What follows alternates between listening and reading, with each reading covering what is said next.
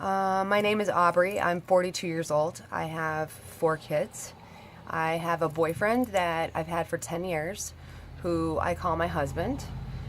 I'm a deeply spiritual person, and in December of 2018, I asked for my purpose in life. I asked, what do you want from me?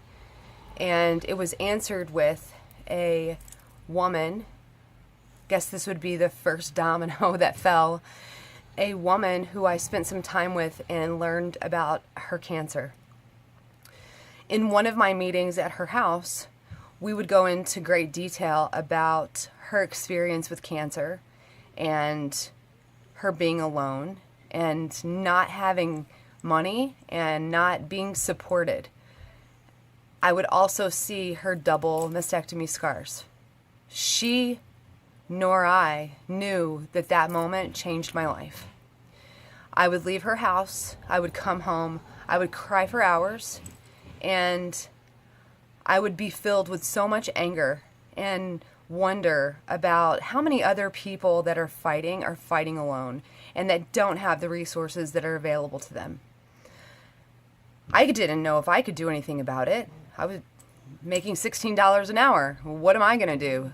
I can care too much, but it doesn't matter. It's not going to, my care isn't going to somehow come into her life and do anything special. I did offer her a painting because that's what I do. I take all of my emotion and I pour it into a painting and I give it away. And I've done this my entire adult life. I would say I've done no fewer than 300 paintings, but in the last year, I've done 161 of them. And I've done them through the Warpaint project. And it wasn't just, here's a painting that I want you to have. It is, here's your painting. And by the way, it was designed by someone who loves you so much. And that was through the nomination form. So let me back up. In February, 2 months after I was profoundly changed by a life that a type of life that I didn't even know. I thought my image of cancer was that there were benefits and there were parties and there was all this money and there was GoFundMe with hundreds of tens of thousands of dollars in it and everybody rallies around and you have all this family around, and to learn that cancer is just like what everybody else experiences. Like, you go to work and you come home and you're tired and you have kids to deal with and you can't pay this or you can't pay that. And then on top of that, you have cancer. Or on top of that, you have a child with cancer. Or on top of that, you have a child with Down syndrome or a child that's autistic, and all of those challenges that come along with it. So I have a best friend. Her father was diagnosed with cancer. This was awful because she had just buried a sister. And it's your father. This is the one guy in your life that you need around you all the time. This is the guy that walks you down the aisle. This is the guy that you need. This is the guy that welcomed you into the world. And to know that that guy might experience what, worst case scenario, he might lose his life over this. It is stunning to see, to encounter the thought that you might lose somebody in your life. So I took that moment when she called me very seriously. It was the second time my life was changed by someone who had cancer. By the end of the phone call, I had paint and a canvas out, and I really only had one canvas left. I thought that I was going to be a person who was selling paintings and couldn't figure out what to paint, but it just turns out that I don't sell anything. I don't sell paintings. I don't sell them. I just give them away, and that is the joy of my life. It is the purpose of my life to just give my paintings away. But it's not even my paintings, it's their painting. And a person who is in my project who's receiving their painting, I take very seriously. This is Silas. So I painted my very best friend, which I've done 16 times before. I painted her an elephant. One of my go-to painting things. I enjoy painting elephants. Plus they're beautiful and they're cool and you put the metallic. Anyway, And I held my son the entire time I painted it. At the time, he wasn't even, he had just turned a year old. And I thought about our friendship, and I thought about my own father, and I thought about the woman in the beginning of the story. And I just was overcome with so much gratitude that that's not my life, and that I might be able to do something about it. Maybe change her, mood for a moment, anything, just to tell her that I'm there. That's really what people need, is they need to know that they have people that are there for them.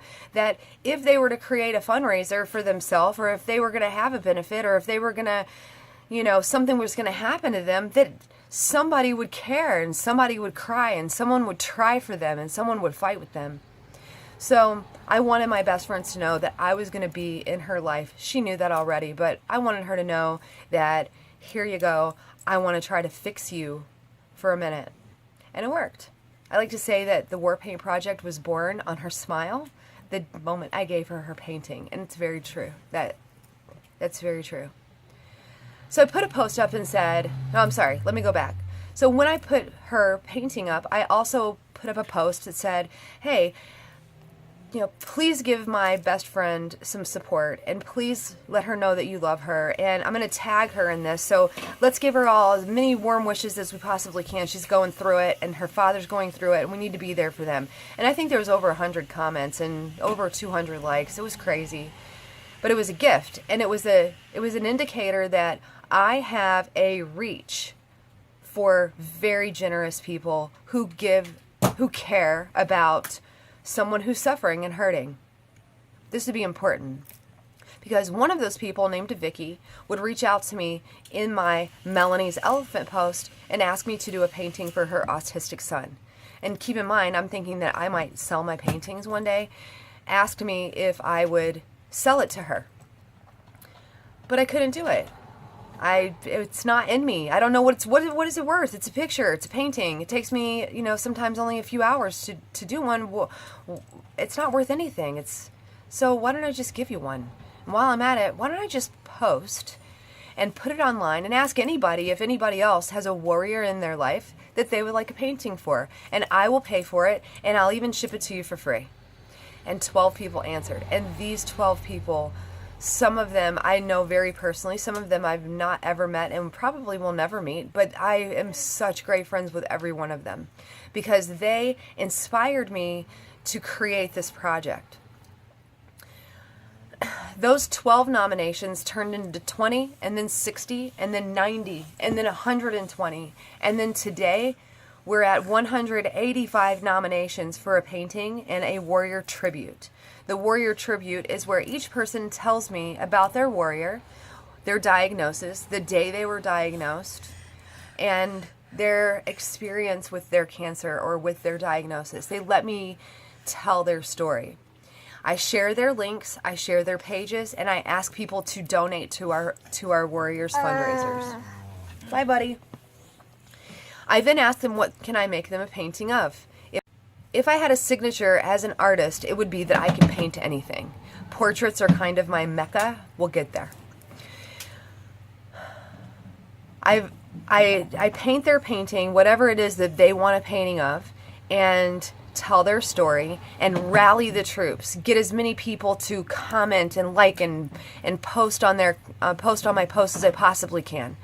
I'm looking for people to share that they care and that they know and that they've been there, and it worked. It completely worked.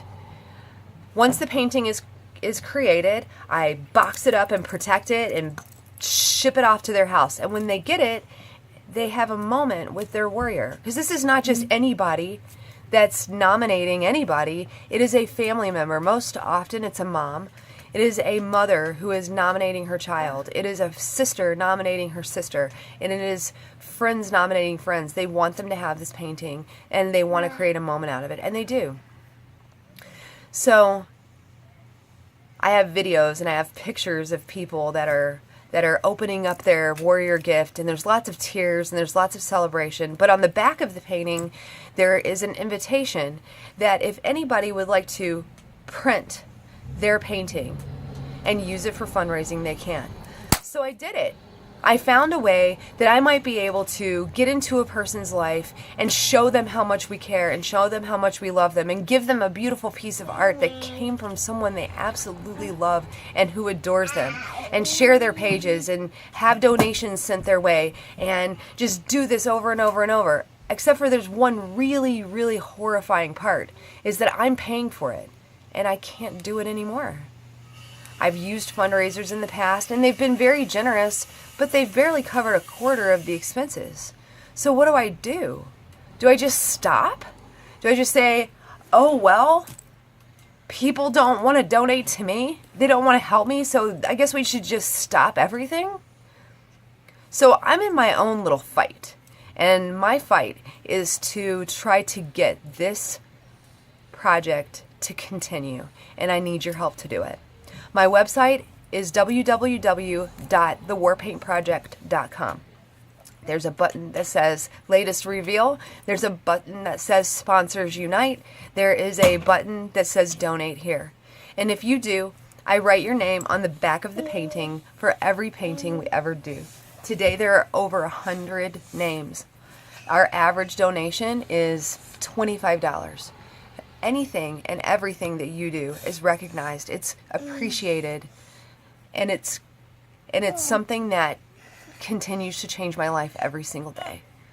Will you please consider helping us on any level? And if you're a business and you want to donate a lot and you want some endorsement, like we tell people that, I guess that's what people do in a sponsorship. I don't know. I've used the word 30 times. Not one person has ever done it. But if that's something that you're interested in doing, then let's do it.